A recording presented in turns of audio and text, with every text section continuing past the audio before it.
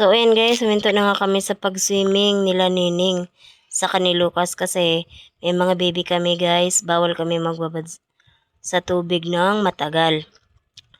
So, yung pinsan ko nga guys, nag-decide pa siya na manguha pa siya ng jellyfish para meron pa daw kaming may uwi sa bahay.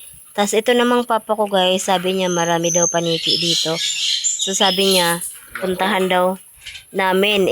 Yung anak ko guys, tulog na kaya yung hipag ko na lang yung inutusan ko na sumama kay papa. So, ayan guys, oh. Marami nga talagang paniki guys, para daw yung kuweba. Dami daw niyan sa loob, tingnan natin.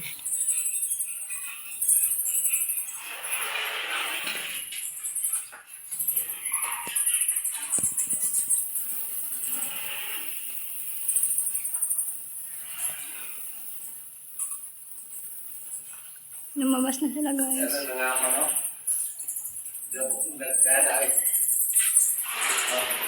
Ugid. Kita? Ada mo? Kita? Ha? Opo, ada mo. Kana nga kung gusto patay? Ano nga mga? Ada mo. Sorry. Apa ganito eh? Hello.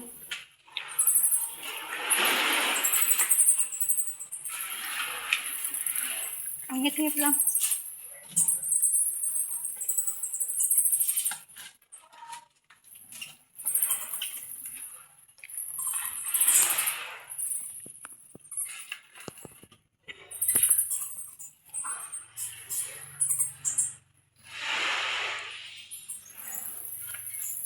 Nana. Terus ada mo.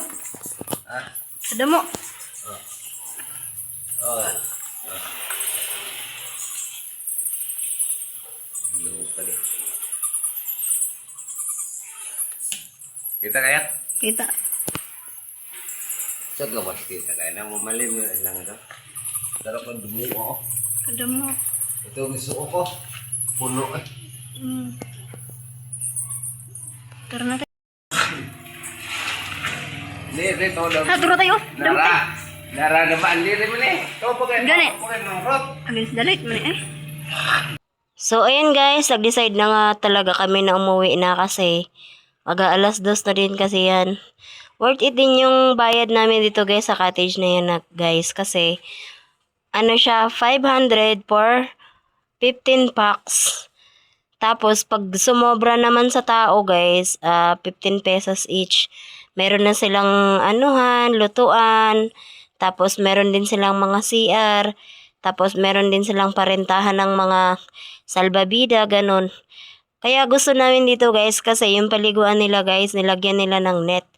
Marami kasi daw jellyfish ngayon or yung salabay na tinatawag nila nakaka-deadball daw kasi yun.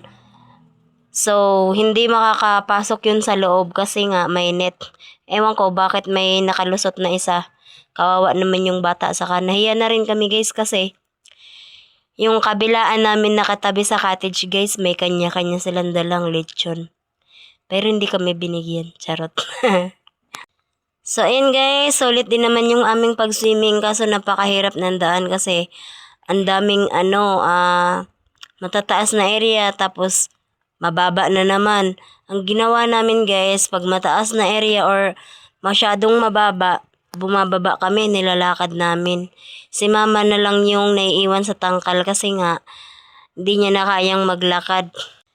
Kasi masakit yung tuhod niya. Siya talaga yung purpose guys kung bakit naligo kami sa dagat. Kasi ilang weeks niyang iniinda yung kanyang paaga ay yung kanyang tuhod. Masakit nga daw.